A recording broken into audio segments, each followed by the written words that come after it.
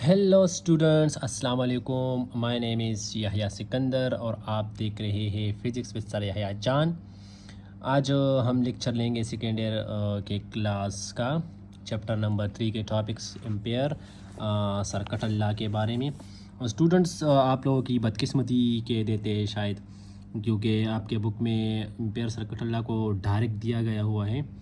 मतलब इसमें जो कंसेप्ट यूज़ हुआ है बायोसर्ट लॉ का और करंट कैरिंग वायर का, ठीक है, इनफाइनाइट वायर है उसका, लेकिन शायद आपके बुक में वो मौजूद नहीं है, वो कंसेप्ट मौजूद नहीं है, क्योंकि यहाँ इस साइड पे आप देखिए डायरेक्ट मैग्नेटिक फ्लक्स है और इस साइड पे एम्पेयर सर्किट लॉ है। ठीक है, तो एम्पेयर सर्किट लॉ को डिस्कस करने से पहले हम थोड़ा रिमाइंड पे जाते प्रीवियस चैप्टर्स की तरफ जाते इलेक्ट्रोस्टैटिक। ठीक है, तो चलो स्टार्ट करते हैं हम अपना लेक्चर। अच्छा, एम्पेयर सर्किट लॉ जाने से पहले हम डिस्कस थे इलेक्ट्रोस्टैटिक को। ठीक है, इलेक्ट्रोस्टैटिक चैप्टर आपने फर्स्ट चैप्टर पढ़ा है, उसमें आपने Coulomb's law, electric field, electric current, गाज लॉ, इन्फिनिट शीट, ये सब कुछ कंसेप्ट आप लोगों ने पढ़ा हुआ है। ठीक है, इलेक्ट्रोस्टैटिक में देखें, हम जब इलेक्ट्रिक फील्ड को फाइंड करते हैं तो वहाँ पे हम कूलम लॉ का इस्तेमाल करते हैं फॉर अ पॉइंट चार्ज में, लेकिन we calculate electric field E for point charge के लिए जब हम इलेक्ट्रिक फील्ड मालूम करते हैं तो उसके लिए हम कूलम लॉ का इस्तेमाल करते हैं। ठीक है, जो हमारे पास Q डिवाइड बाई 4πε0r² के बराबर है।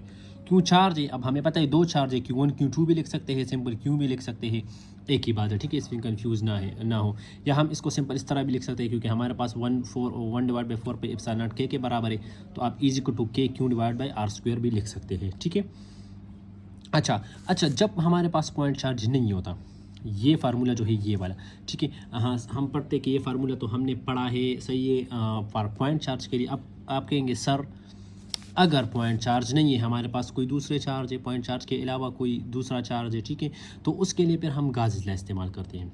ठीक है, तो गाज़ लॉ के लिए हमारे पास साई बराबर होता है 1/ε0। ठीक है, 1/ε0 क्यों इनक्लोज्ड। ठीक है, इनक्लोज का क्या मतलब है समझाता हूँ। ठीक है, या इसको हम फिर इस तरह भी लिख सकते हैं कि E dot A electric field का डॉट प्रोडक्ट हम लेते हैं एरिया से। ठीक है, कौन सी एरिया से वो बताता हूँ, वो हमारे पास बराबर होते हैं 1/ε0 टाइम इंटू क्यू। सही है, अब हमने गास इजला जब हम पढ़ते थे, ठीक है, तो वहाँ पे हम जब चार्ज लेते थे तो उस चार्ज के लिए हम उस चार्ज को हम किसी क्लोज सरफेस या किसी सिलेंड्रिकल शेप, ठीक है, या इस तरह स्फीयर लेते थे वगैरह, ठीक है, या शीट लेते थे, वहाँ पे चार्जेस होते थे। तो जब हम वहाँ पे चार्ज की इलेक्ट्रिक फील्ड को मालूम करते थे तो वहाँ पे हम लेते थे गॉसियन सरफेस को। किस चीज़ को लेते थे? गॉसियन सरफेस को।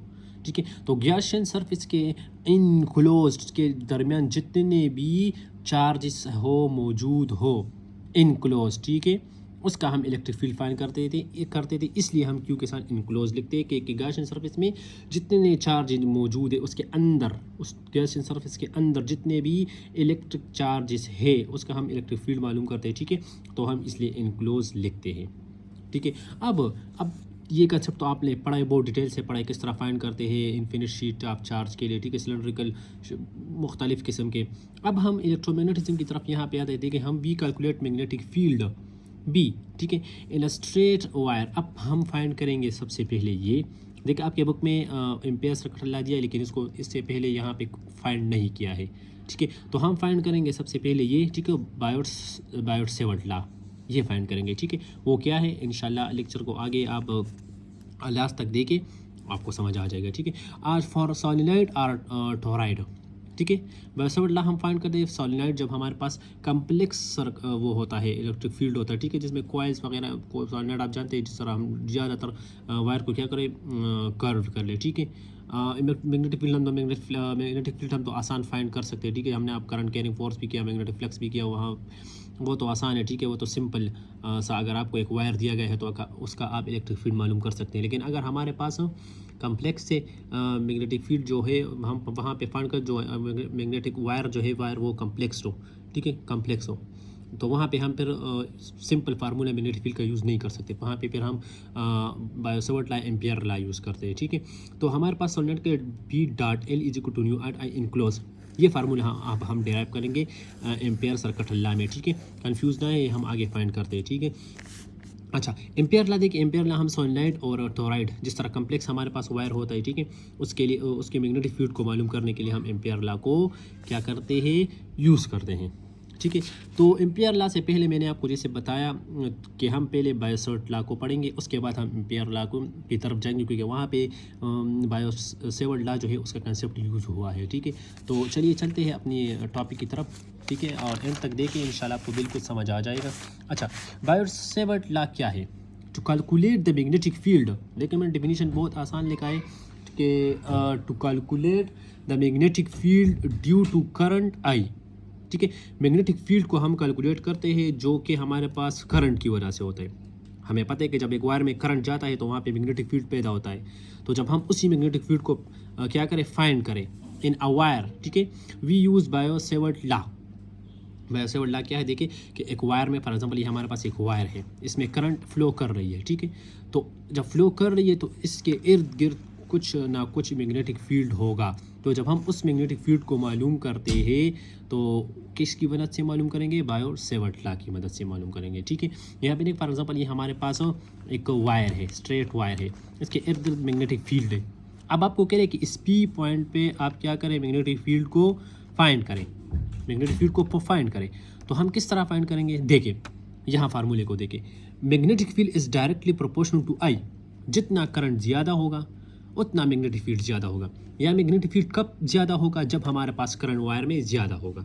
सिंपल बात है, ठीक है, बहुत ही सिंपल है, इसमें कोई कन्फ्यूजन की बात नहीं है कि जितना करंट वायर में ज़्यादा होगा, ठीक है, उतना ही हमारे पास मैग्नेटिक फील्ड ज़्यादा होगा, ठीक है।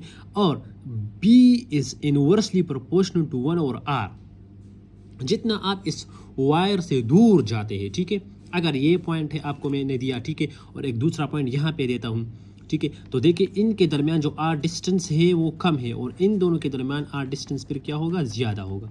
तो जितना हम इस वायर से दूर मैग्नेटिक फील्ड को फाइंड करेंगे तो हमारे पास मैग्नेटिक फील्ड कम होगा, इनवर्सली रिलेशन है, ठीक है। मतलब अब जितना आप दूर जाते हैं वायर से मैग्नेटिक फील्ड को फाइंड करने के लिए, ठीक है, तो वहाँ पे हमारे पास मैग्नेटिक फील्ड क्या होगा, कम होगा। सो इसको हमने इक्वेशन 1 का नाम दिया, इसको इक्वेशन 2 का नाम दिया।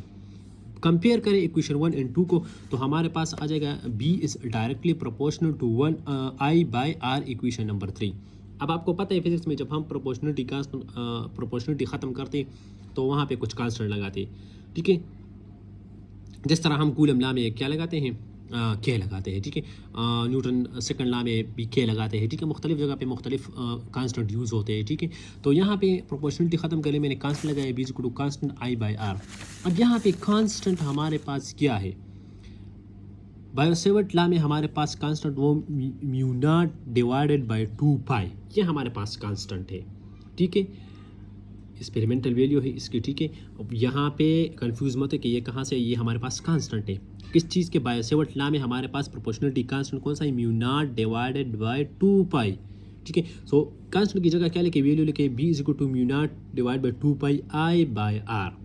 म्यू नॉट हमारे पास क्या है, permeability of free space, permeability बताता हूँ परमिएबिलिटी क्या है, ठीक है, टेंशन ना ले।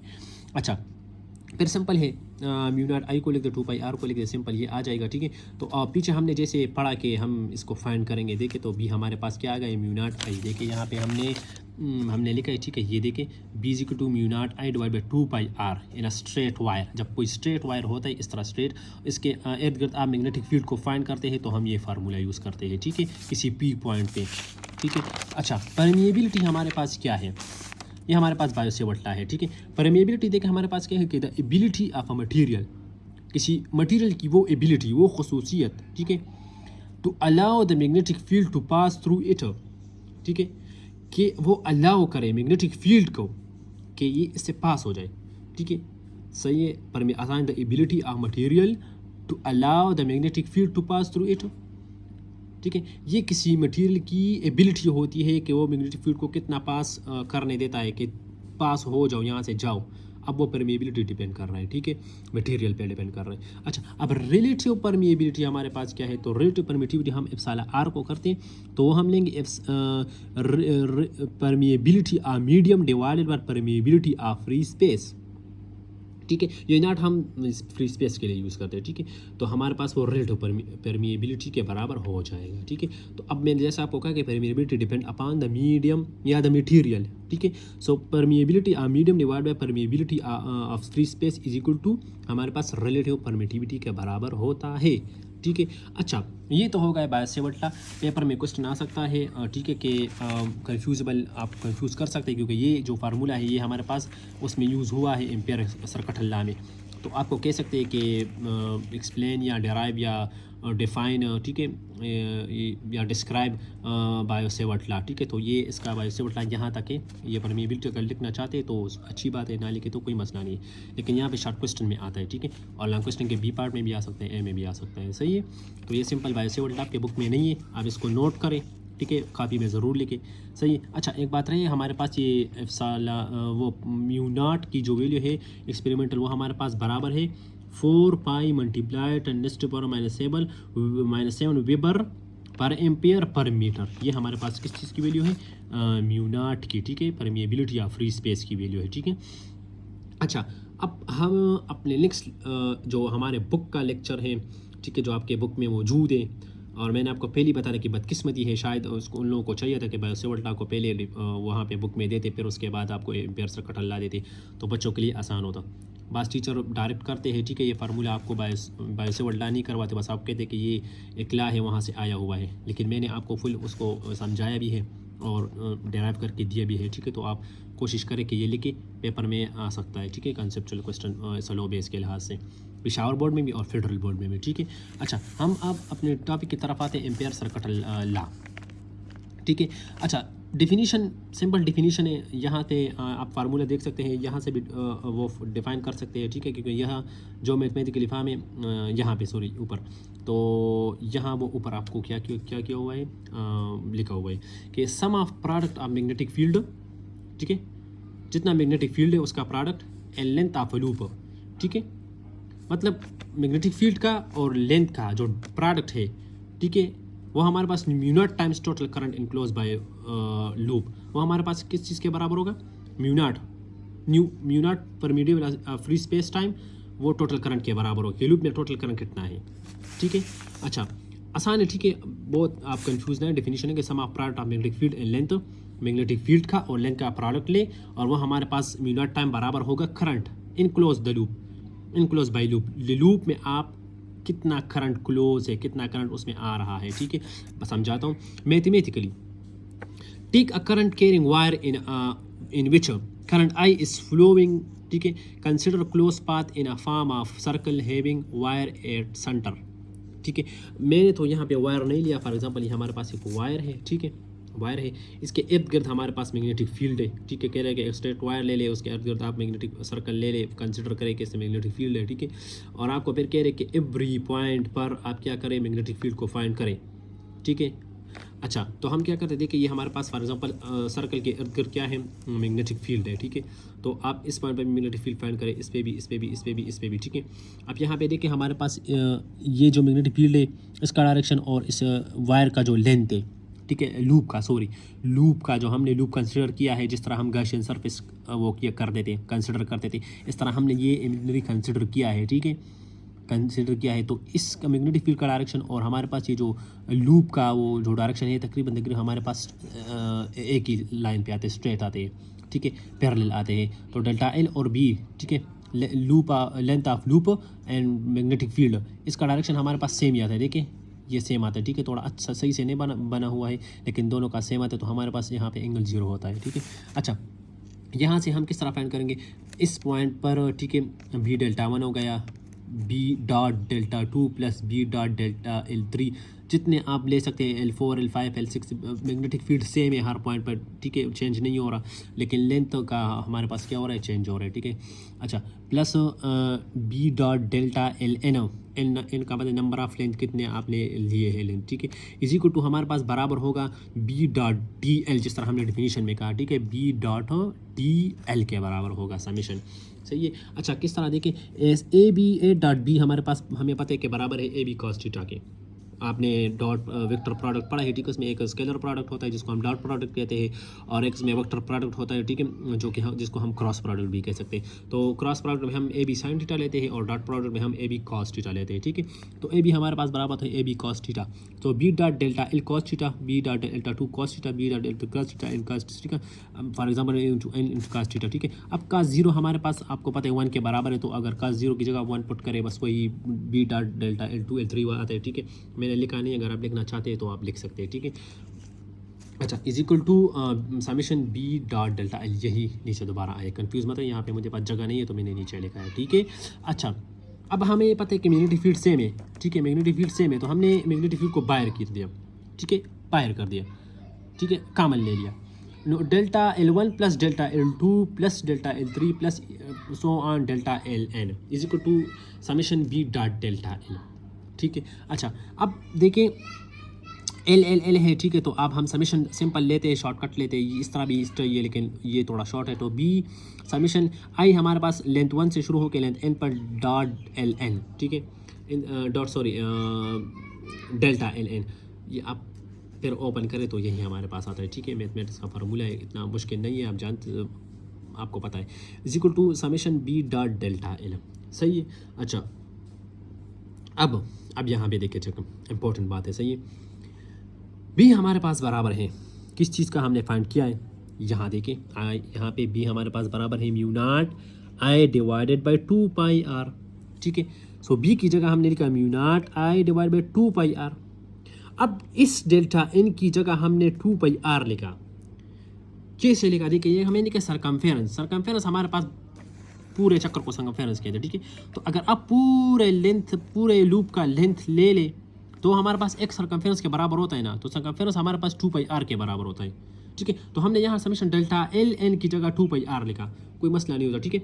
आप अगर सारे पॉइंट्स पे सारे लूप का क्या मालूम करें, लेंथ पर आप क्या करें, इस पॉइंट से आप स्टार्ट हो गए मैग्नेटिक फील्ड मालूम करते करते करते वापस इस पॉइंट पर, तो आपने एक सरकमफेरेंस को क्या किया, कवर किया, एक सरकमफेरेंस हो गया ना, तो सरकमफेरेंस ऑफ सर्कल हमारे पास बराबर होता है 2 पाई आर के। तो आप डेल्टा एन की जगह सिंपल 2 पाई आर लिख सकते हैं, कोई मसला नहीं है, ठीक है।